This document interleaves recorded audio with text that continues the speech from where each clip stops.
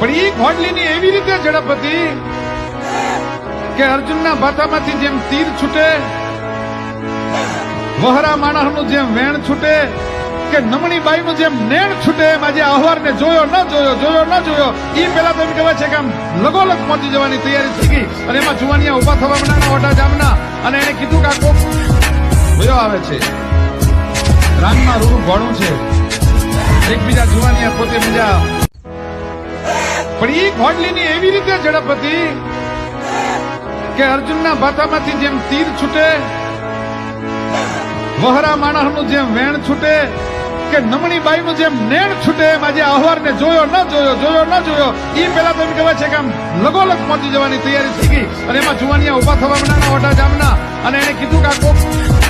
વયો આવે છે, રાનમાં રૂડું ઘોડું છે, એકબીજા જુવાનિયા પોતે બીજા.